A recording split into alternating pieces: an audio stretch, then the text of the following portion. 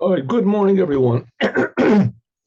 Yesterday, we learned about the Holy Temple, and we learned that King Solomon wrote 2,000 years before the temple was destroyed, 1,000 years, I'm sorry, 1,000 years before the temple was destroyed, that the Jewish people one day were going to long for the temple again. They're going to long for the temple again. And that's what it said, Mi eten lecha ka'achli. Who will give you to be a brother to me? And he explains that the Jewish people are called brothers to God. And that's what King Solomon was hinting at in the Song of Songs. The Jewish people are called brothers to God. Huh? That's what it says. So it says, how are they called brothers? Well, there's another place where there's mentioned a relationship between the Jews and God called brothers, and that is on the two keruvim. There was two faces of angels, of children, it says, but they were called angels because they had wings coming out from the top. And the two sides of the top, and the two ends of the top of the covering of the ark. There was the Ark of the Aaron that was in the Holy of Holies, and inside of this ark was the tablets, and on top of this ark, it was a box, right? It was a rectangular box, and it was made from gold in the middle and gold on the outside, three layers, a layer of gold on the inside, gold on the outside, and there was this acacia wood or whatever, Eitzi Shittim was in the middle, and they put inside of this the tablets. The tablets exactly fit inside, and on top there was a covering called the kaporet. The kaporet was on the top. That covered the top of this box. And from the kaporet came two statues, two faces of children. It said two angels. Why they call angels? Because they had wings coming out. Each one had wings on the top. So I showed you yesterday how it was. Okay, so these angels, these statues in the Holy of Holies, this is in the Holy of Holies, the two statues on the top of the ark were facing one another. They were facing one another. And it says, Ish el achiv, one to his brother. They were facing each other. So what does this whole business represent? How in the world did God want there to be statues in the Holy of Holies? I mean, that's the opposite of Judaism. But Judaism is you're not supposed to worship any form whatsoever, not an angel of God, not the Son of God, not the Spirit of God, not the this of God. You worship only God. You're supposed to worship, as far as worshiping goes, is only God. Right? You can go to a doctor for help. You can go to a holy man for blessings. You can go to someone to ask you to pray for you. But the whole thing is coming from God. So how can it be that in the Holy of Holies there's these two angels, two statues? What's going on? So it says that these two statues represent the relationship between God and the Jewish people. And we see that God reacts to the Jewish people. And that's the whole story of the Bible and of the Jewish people. And that the Jewish people is a mysterious people, right? It's very mysterious people. Here we see the Jewish people that don't do anything Jewish. They're still considered to be Jewish people, right? An Arab that doesn't do anything connected to Islam, he doesn't have Islam. He's not an Islam religion. A Catholic doesn't do anything with anything Catholic. He's not a Catholic anymore, right? He's not a Muslim. He's not a Catholic. You don't do any of these things. You're not. That's it. I'm not a Protestant. I'm an atheist. That's it. He's not a Protestant. But a Jew, not so. A Jew can be an atheist. A Jew can change his religion, but he still is a Jew. Why is he a Jew? What makes him a Jew? So he says, what makes him a Jew is the special relationship that he has, potentially, with God, that he can actually affect God, and God cares about him in a special way. God cares about everybody, creates everybody. But the Jews are something special. The Jews are called brothers to God. Oh.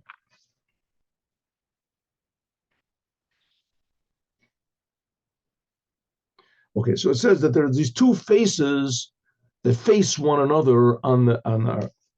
So it says in the Zohar, one of them, and also in Gomorrah, it says that one of them is called the big face and the one's called the small face. I don't think that in fact they were a different size. They were the same size, but one of them was called the big face and the other was called the.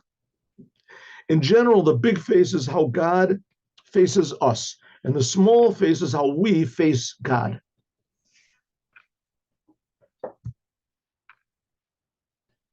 So that's what we got up to last time. Oh, it says. Okay, so Zeo, that's what it means. We'll just go a little bit over what we did yesterday. Zeo, that's what it means. Yeah. Zeo, that's what it means. That's what it means that there's one statue, one protrusion in the form of a statue from one end of the, good morning, from one end of the kaporet, and there's another from the other. Listen, maybe I'll give you a picture over here. Let's see if we can have a picture. 1 second. You want a picture? Let's see. We can have. I think we have. I'll show you a picture of what this is, so that it'll be a little bit clearer. That is definitely not the picture. 1 second. This is what I wanted to do. Here we go.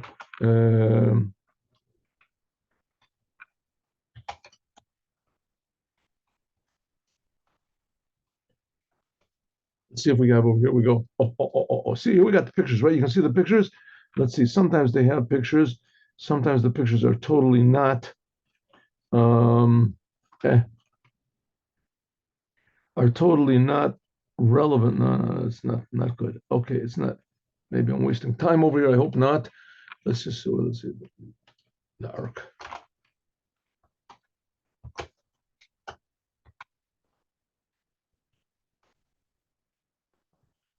There it is. Let's see. We got a picture over here. Oh. No pictures. All right. Okay.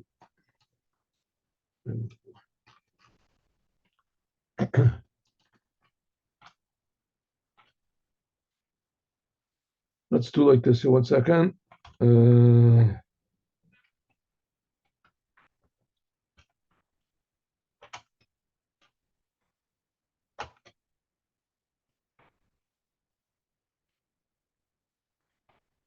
See.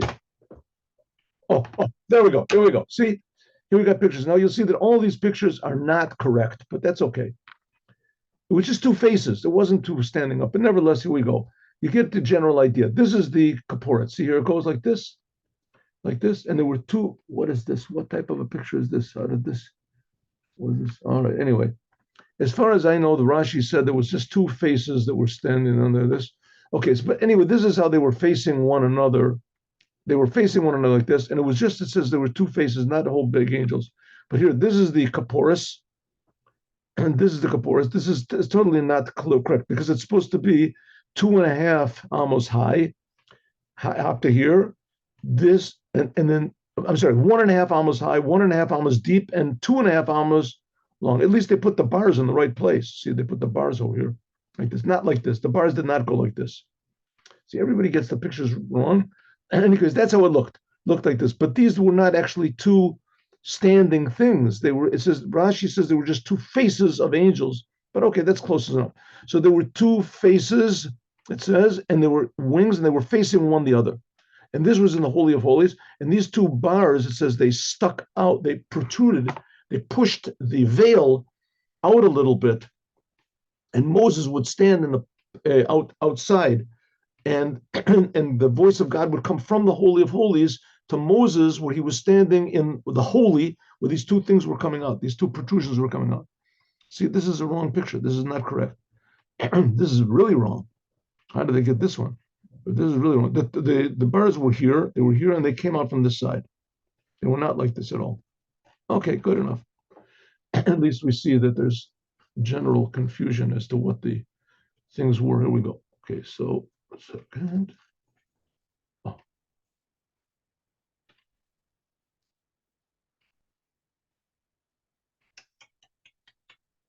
Maybe I shouldn't have done that, but okay, we did it anyway.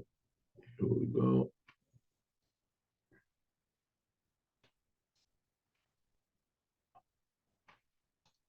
Okay. That's what it means, that one of these statues was on one side and one was on the other side. And this is talking about God's relation with the Jewish people. That God coming down, that's the whole story of the Torah, right? God came down and he created the world, But then afterwards, God comes down and he gives the Torah to the Jews. And when he gave the Torah to the Jews, this is opening a new highway, that it was open for all time. And this became a Mokar V'Shorsh. This is the source of the drawing down of godliness into the created worlds. Bria, Yetzirah, and Asiya, these are the spiritual, Bria and Yetzirah, that's the place, the worlds is the realm of the souls and of the angels, and Asiya, that's eventually this physical world. So that's how God, that's the big face of God coming down into the world. We're going to see that this is a dynamic thing. And the face of the statue, which is on the other side, this is Kedei, this is in order Kedei Lios, you read a zoo, this is that we bring about this descent, so to speak, of God, this blessing of God into the world by means of Eteruto de Latata, by means of our arousal. And it was the face of God, that's how God reacts to what we do.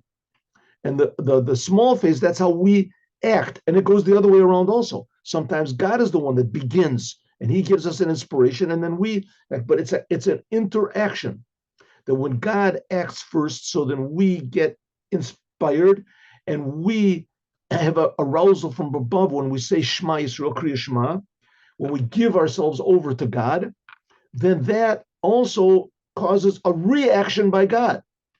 So we react to what God does and God reacts to what we do. But of course, we're the small face. And no matter how it looks, no matter how it is, we're still the creations. And God is the creator. By means of when the Jewish people, when they devote their energy to the creator and they think about how God is one and that God, Ani Hashem lo sheniti, in other words, everyone feels that they are creations of God and that they're being created all the time, brand new, from nothing. And that God is creating everyone, but God is creating everyone with free will in the world, and we have to make the proper choices in the world. God wants us to feel separate, and he wants us to give this feeling of separateness to the one who gave us this feeling. To feel that I am God, I never change. Raksha Omar, God just spoke and the world was created. Kihut Siva in Hebrew, like it says that God just spoke and the world was created, but everything in front of God is like nothing. Okay, so when we think about that, if we think about that, me and you, just think, I am being created by God, and God wants me to be a separate entity, and he wants me to have my separate will and my separate personality, and my separate, he wants the world to be the way it is, but he wants the world to realize, to go in the proper direction. That's the whole thing. The world should be the way it is, but it has to be used in the way that God wants. By means of this, hidbonenut, so a person comes to mesirut nefesh. A person comes to direct his attention and all of his will to doing what the Creator wants us to do. To be that I don't want anything of my own. All I want is just to do what God wants. And what does God want? What does God? Well, that's what it says in the Torah. God wants us to be married. God wants us to have family. God wants us to have money. But God also wants us to be honest, and he wants us to be loving, and he wants us to be caring, and he wants us to learn the Torah. He wants us to give charity, so we have to have money to give charity. We have to have intelligence to learn the Torah. Right? And we have to have a body and a desire and things in order to get married and have children. We have to. So God wants us to be normal people, but only on his terms. And after all, he deserves it. He's the creator. Look, and therefore, Nikrokenes Israel, that's why the Jewish people are called Kala. Jewish people are called the brother of God, but they're also called the wife of God. The word for wife in Hebrew is a Kala. Kala comes from the language of, like, how do you call it in English? It's like kalos nefesh.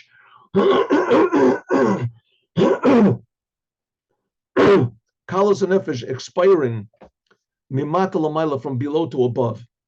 I don't know. The only example that always pops up into my mind about this thing is it used to be a big thing. I remember when I was young, there was a big thing, was Elvis Presley, big thing. And the girls went crazy. They went berserk. When he would come out, they would go wild. They would just, I guess it was the same thing with the Beatles. Oh, they were just, here there is. I can't believe I'm in the same room as this person. Well, that's how we should be with God, right? That God is creating us every second, and we're in the same world as God is. God is infinitely close to us, and we just want to be closer. That's what it means. I don't want anything for myself. I just want to be you. I'm sorry for bringing such a bad example, but the fact is, the Rambam brings this example. He brings it the other way around. He brings it the other way around. The desire for men, for women. Anyway, but the fact is, there is desire. Desire is a good thing if used properly. Desires, if used improperly, of course, we know we can be very destructive. But if it's used properly, that's the best thing in the world. That's where we all come from, right? We all come from desire. Our parents have desire one for the other, and that's why there's people in the world. So the same thing is that our desire should be directed also to our Creator, and the desires that we have for other things in the world, whatever they are, they should be used in the way that God wants us to use them. God wants us to have desire, but He wants us to have desire, and He wants us to be individuals. And all He wants is that we should do it in His way, and He knows what's best. He's the Creator. He creates everything, so He's good, right? He creates all these nervous systems and circulatory systems in the world of all these bugs and stuff. So God knows what He's doing. So that's what it means. We have to, when we do this, then we are like the bride, kalot nefesh. Our soul expires from below to above, and that's the karuv mikatzei mizeh. That's the that's the face of the angel that's on the one end that goes from below to above. La'alot mibia, that goes from bria, yetzir, and asir, from the created worlds. That's what the angels do also. Lichalal, to be included in Or Ein Sof, in the infinite light of God. The angels just give us an example of how to do it. That's why we talk about the angels and our blessings before Shema Yisrael.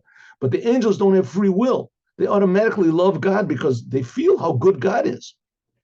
But we in this world, we feel how good we are, and we also feel how good God is, and we make the mistake of thinking that it's a contradiction. Right? It's not a contradiction. We're supposed to feel how good we are, but that feeling, we have to realize, comes from the Creator. And if you don't feel that, then it is a contradiction. Then it's a big contradiction. God wants us to have that contradiction and to resolve that contradiction. Namely, what? That we feel separate, and that God, if He exists, also seems to be separate. So, and that's a contradiction. Oh, this or that. But Judaism is saying, no, it's not a contradiction. God is creating us, and He wants us to feel separate and give that feeling of separateness to the proper channels. In other words, what God wants. That's what it means, that all we want to is be included in Or Ein Sof, in the infinite light of God, Lastakla, to look at the glory of the King. And what's the glory of the King? That God is creating me, is creating everything. When a person looks at that, you think, wow, I compared to God am nothing. And in fact, why compare myself to God? I'm a creation of God, right? God's my best friend. He's creating me. He's the husband. I'm the bride. I receive everything. That's what it means. That's what it means. My eyes are raised up to God. By means of this, upon Him. Then after that, that's what I said before, that God reacts. Nimshach melamayla, there's drawn down from above also. Eini Hashem Elokecha bo. The eyes of God are on it. Here's talking about, in this case, the land of Israel.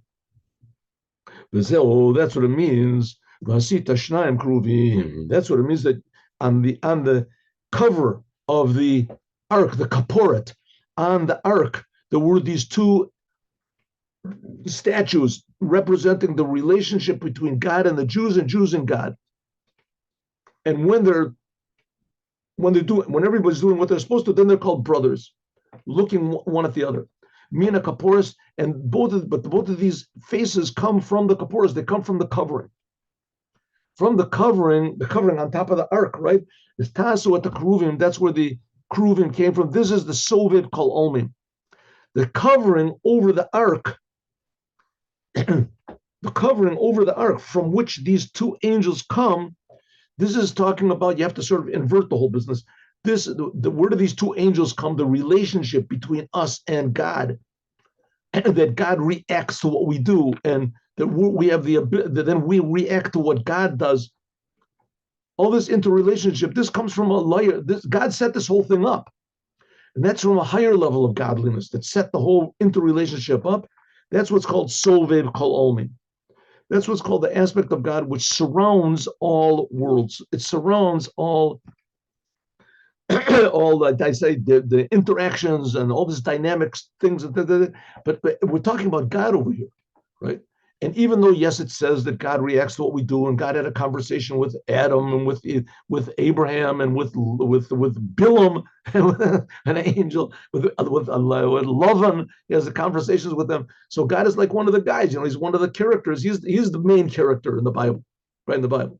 So, right, it's true, God wants that to be, but that's how God manifests himself, if you want to call it, in these two faces of the angels.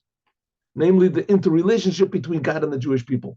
But really, the fact that God does react to what we do, this comes from a higher level, and that set up this whole interrelationship, and that's called Sovev Kolmim, how God surrounds and is above all worlds. Shematif l'shneim, that covers over both of these levels, both the angel, which is God's blessing coming to us, and our prayers going up to God, and how God reacts and how we react. What's above this whole thing is what's called the aspect of God that surrounds all the worlds. Commotion is really, like we said before. I said these are parentheses are footnotes by the Tzemach Tzedek, usually by the third Rebbe of Chabad. Like we said before, that the Or Ein Sof from above, this is called Chachma Eloah. This is called God's upper wisdom. And how much more so this is above even this aspect of Chachma Eloah, because Chachma is one of the 10 Sfirot, and this is called like something like crown. This is the crown of God. That's the surrounding world. How much more so this is above the Kruvim and the Apizutri, etc. That's the whole idea of the chuppah, which is over the Chatan and the Kala. The chuppah, the wedding canopy, which covers over the Chatan and the Kala. We say the Chatan, that's God from above to below, and the Kala is us from below to above. Behold, Kasiv, it is written, it says that these statues, it says that they were spreading their wings, Lamaila. It says they were spreading their wings above, and this is though is a quote from, okay, that's right. This is a quote from the Torah. It says that these two statues had wings. Remember, I showed you the picture. The Is Bezoris, it says Isa Bezor, and it was brought down in the Zohar, in Parshat Acharei and another place, a couple places. It says Tlas Zimnim, 3 times of the day. Inun, there are Migarmeu, that on their own, Solkin Gadfeu, that their wings go up. Aramaic, the Zohar is written in Aramaic, like the Talmud is written in Aramaic also. Upirish Ramaz, Reb Moshe Zechut, he wrote a commentary on the Zohar. The Hainu B'shat Gimel Tefillot, at the time of the 3 prayers, every day, the Hainu Shebakal 8, that all the time of the prayers, that they are Olim Mibia, these 2 angels on the ark. It says that they raise up from the world, Lamaila above, into Atzilut. But that's what it means, Sulkin Gadfeu. That's what it means, an arousal that goes up their wings. This is by means of the love and the fear of the Jewish people. This love and the fear of the Jewish people, that's called the wings, and they go up. Okay, so here we go. We just explained everything very nicely. The 2 faces, one represents how God comes down into the world and blesses us. That's especially through the Torah. God came down. And the other one is how we and arouse us. And then there's the other face is how we arouse God, saying when we say Shema Yisrael. Good. So it's all figured out. We got the whole thing figured out, and we have the top of the ark, which is the source of both of them. That's a higher level. It says, but we're not finished. There's these two. Each one of these two faces, which represent the Jewish God and the Jewish people, it has wings. And these wings, it says that 3 times in the day, these wings go up. This corresponds also to the angels. The angels also says 3 times in the day. We learned about before, if you remember, we learned about Kodesh, Kodesh, that the words say, the angels say, Kodesh, Kodesh, Kodesh, holy, holy, holy. Okay, so this dynamic interreaction between God and the Jewish people is a little bit more dynamic than the Rebbe explained. And what is it? That these wings that it has, they also go up. Now, the purpose of wings is to make you go up, right? That's the wings. So it says, when the Jewish people pray 3 times a day, and they have love and fear of God. Love of God is realizing how good God is that he's creating us. Fear of God means having awe of God because he's creating us, right? Our whole being depends on him. And when we think about this, is that arouses our love and fear, that arouses these wings, so to speak, to go up and lift this whole business up. 1 second, where does this go? And that? 1 minute. Yeah, okay. So Gartheo is Oros, look what it says over here, etc., etc., etc.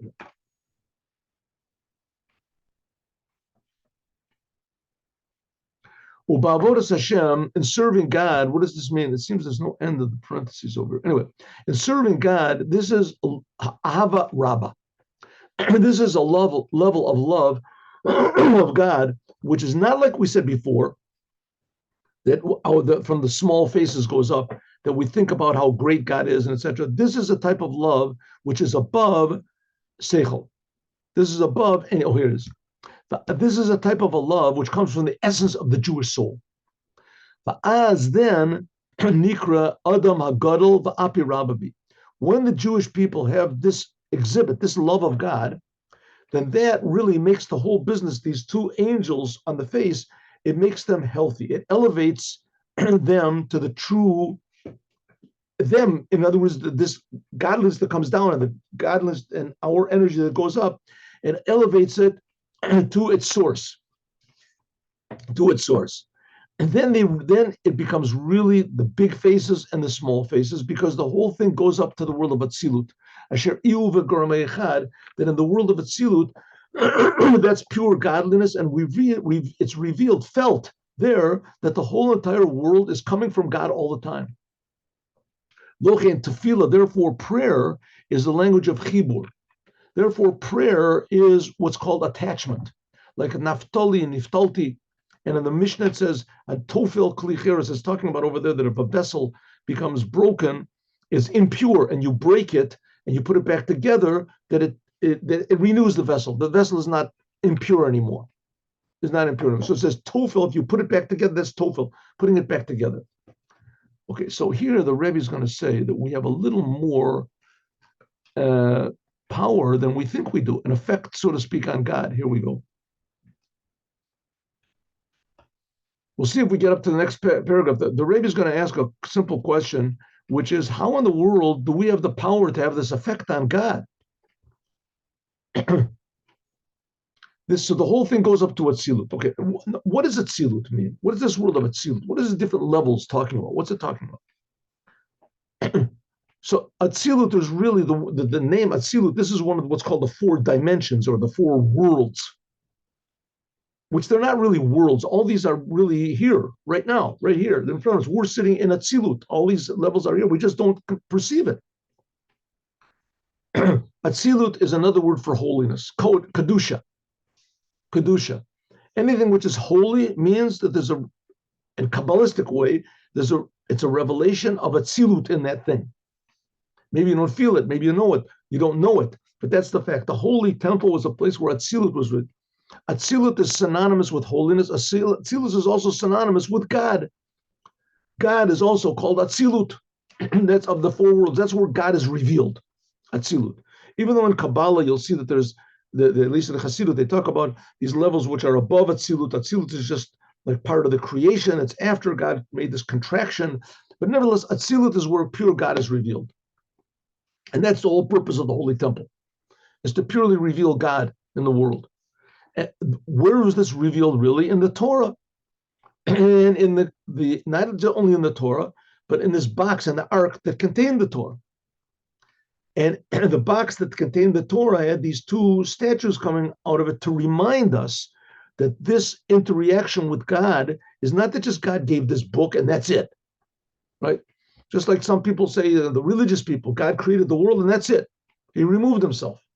And once in a while, he sticks his interest, he gets interested in the world, makes a flood, makes a this. He took the Jews out of Egypt, but that's it. He left. And says, no, it's not so. the statues come out from the top to show us that it's a constant reaction and an action, that God acts and he reacts to what we do according to the Torah. And that the Jewish people have this special nature that they really feel God. And when they express this nature, it comes out with a love which is above any limitation. That's why Jews are willing to give their lives for God. That's, if you want to call it anything, that's called the Jewish identity. This burning connection, living, emotional, deep, totally incomprehensible connection that every Jew has with God. That's the Jewish feeling. And it could be that it's very, very, very, very, very, very, very small, but it's there. To the degree we see Jews that are totally not religious, anti-religious, but they are very jealous of the fact that they're Jews. That's a little bit of a ray, a little bit of a spark coming from this love. But when this love is really revealed, then that means that the Jewish people connect themselves. That's tefillah, connection themselves. Tefillah means prayer, but it also means connection. The veikut, a nefesh, connecting the soul to its source. And therefore, yesh lakaruvim, therefore, these angels, these statues, they had wings, la'ofef, la'maila, to go up to Atzilut. Right? According to Judaism, when you feel godliness, you become dynamic. It's not that you become more calm and you become more serene. That's also true. There is certainly added a certain calmness and a certain serenity to your soul, but that is only in order that you don't get confused by your involvement in the world, in the Torah, and the commandments with other people. There's this point of calmness, if you want to call it, inside of all the confusion of the world, that there is the point. But that's the connection every Jew has with God. But the ideally is that it makes this connection, it makes you dynamic. And this is what the Jews want to bring to the whole entire world, this life, to make the whole world alive. The people will look forward to having children, look forward to having a family, look forward to being honest, look forward to being positive, to being happy, to make other people happy. Says that's what's called the raising everything up to Atzilus and everything. You just reveal the Creator and the whole creation. And therefore, these angels have these wings. The angels that are on the ark, they had wings in order to elevate everything to Atzilus, to pure godliness. To godliness, which is the fact, by means of this, their faces are one to the other. That's when the faces are really one to the other. Sheshamim yuchadim, that they're up in Atzilus, they are united face to face. So come over Matan Torah, like it was in the giving of the Torah. It says panim b'panim, face to face, God spoke to you. And therefore the Jewish people are called achim, and therefore the angels, the statues are also called achim, ish el achiv. And that's what King David said in the Psalms, Laman achai v're'ai adabra bach. And for the sake of my brothers and my friends, adabra na shalom, I will speak peace. What is peace? Peace is joining these two opposites, the creation and the creator, the Jewish people and God. That's the joining of these two faces of angels which are on the ark. One second. That's what the Ramaz says, that the Rav Moshe Zechut, that he used the the commentator on the Zohar we said before.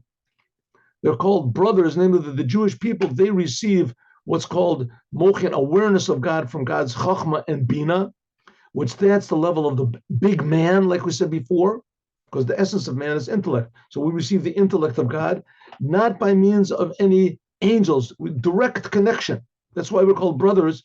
In other words, the connection with us to God, it begins through these angels or whatever the faces. There had to be all this mechanism of connection, but eventually we can receive directly from God. Therefore, when the Holy Temple was, there were great wise men, and there was prophecy and Ruach HaKodesh, all the prophets and things like that in Israel. True, the Jewish people, okay. Oh, but all this is wonderful when there was the ark, and when there were the covering on the ark, and the angels came out from the ark, and the angels had wings. And all this is giving us power, empowering us and inspiring us, and opening up all the doors to this interrelationship between us and God. Love, deeper love, essential love of God that elevates everything to the Creator. That's what God wants. That's what God wanted Adam to do. When He created Adam to work on the world, that the world should be a healthy world, simply. It should be a healthy world, and the world should go according the way that God wants. And God is always full of surprises. Every moment is different from every other moment. It's not just that if God is revealed here, then everything just becomes like this white, cotton candy or something like that. Or just floating around and with smiles, playing harps and things like that. But when the temple was destroyed, the Nignasu Keruvim and these the ark and the statues, they were hidden, they were concealed down underneath the holy temple. And there went away all these levels of Atzilut, which are called the big faces and the small faces below. And therefore, Zoti Bakasha, that's what King Solomon was talking about. And this is even after the destruction of the first temple. That's what King Solomon is talking about. What's he talking about? Remember, we read this from the Song of Songs. What does it say in Song of Songs? Who will make you like a brother to me, nursing from the breasts of my mother? Where is this? Where is this book? Where is this book? Oh, here it is. Here it is. I could bring it up, but what? Here, look, let me just do it quickly. This is King Solomon in the Song of Songs. Song of Songs has 8 chapters to it. This is right in the beginning of the 8th chapter of the Song of Songs. Here it goes. Mi yitenecha ka'achli. You want to see this? Here, let's see. Yonek shadei imi, nursing from the breasts of my mother. Emtsaecha b'chutz, I find you outside. Ashakecha gam lo yavuzu li, I will kiss you, and no one, even if they do not, how do you say, shame me, embarrass me. Here's a nice translation from this art as well. Let me just translate this for you, how they translate it. This is an excellent book over here, this Art Scroll Tanakh. Wow, really good. Whoever worked on this did a really good job of it. Anyway, so he translates the Song of Songs, but he says he's translating it not according to the simple meaning. He's doing it according to the explanation of Rashi. So it comes out that it's not a literal translation, but it is, yes, an understandable translation. Can I find this thing? 1 second. Where is this? 1 minute. Usually it's right after Job. Let me just translate it for you. Here it is. Okay, I found it. There it is. Okay. So he translates like this.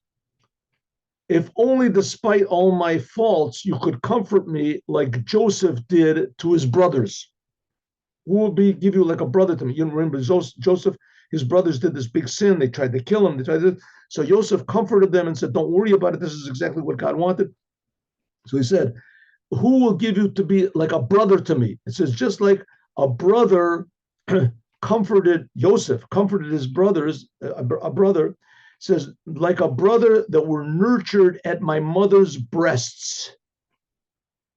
Right? Two brothers, they nursed from the same breasts. In this case, brothers, right? They remember this from the same source. Okay, what are these breasts? We'll see in a second. The Rebbe has a big thing. We'll learn about that tomorrow. What is milk? How the Jewish people want milk. If in the streets I found, one second. If in the streets I found your prophets, I would kiss you and embrace you through them, nor could anyone despise me for it. Huh? Okay, so that sort of takes it out of the mistaken way we might understand it if we read it. Okay, but all the essential ingredients are there. The Jewish people are called brothers to God, and we nurse from the same breasts. Oh, what does that mean, huh? We nurse from the same breasts as God. What's it talking about? So here we go. Ready? Let's go. Look, and therefore, this is the request of the Jewish people now in the time of exile, when we don't see the Keruvim. There's not this relationship between two brothers, the big brother and the small brother, right? The two faces. That's what King Solomon was saying now. Mi yiten achli. Who will, if only I could be a brother with you again, like it was in the time of the Holy Temple. That me, the Jewish people and God were like brothers, and their faces were one to the other. By means of what? By learning. How can we do that now? How do we do it now? How do we do it now? By means of learning the Torah. What was in the Holy of Holies? The Torah. Like the rabbis say, since the Holy Temple was destroyed, God is not God only the area of the Torah. It says the 4 amas of halacha, of learning Torah. And that's what it means. We should nurse from the breasts of my mother. This is what's called the written Torah, oral Torah. This is the oral Torah. This is the Torah, how it's explained by the great rabbis. This reveals the wisdom and the will of God really, actually. And the written Torah, there's the written Torah, it cannot be understood on its own. If you try to understand the Torah on its own, then you get all these weird perversions and distortions of what the Torah, which is basically what these other religions are based on.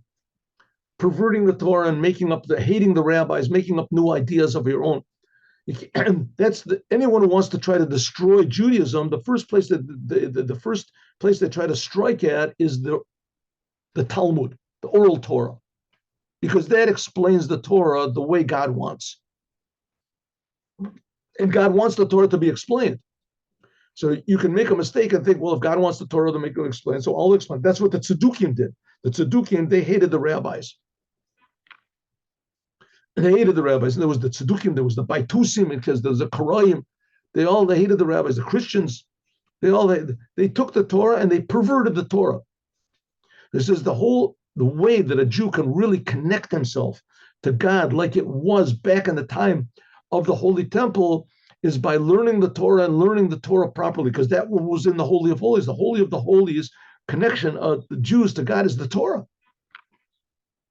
And the only explanation of the Torah is through the Torah. Now, in the time of the Talmud, before the time of the Talmud, when there was the Holy Temple, they didn't need the Talmud. Everybody knew all the laws. And every third person was an expert in the whole Talmud. And these people also met together all the time to correct any misconceptions that they had. That's how the whole Talmud got written. So the laws were known by everybody. Just like if you're in England, you drive on the left side of the street. And if you're in America, you drive on the right side of the street, right? And if you're in another country, you go to Israel, you don't know. Well, I mean, we used to be under the British mandate, so maybe the left. So you go and ask. You ask people and ask a person who's an expert, who was genuine, and they tell you which side of the street to drive on. The same thing was after the temple was destroyed. When the temple was there, so everybody knew what to do. You're in England, you drive on the left side. You're in Israel, you do what the Jews are supposed to do. The Jews that were outside of Israel, so they had big rabbis to ask them.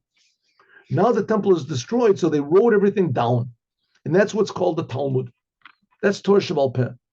And learning it. And it's not only just the thing to learn what to do, also the mechanism, the thoughts that they had and the arguments that they had, those are also holy. These were super holy people. It says these people had the ability to raise the dead, the people in the Talmud.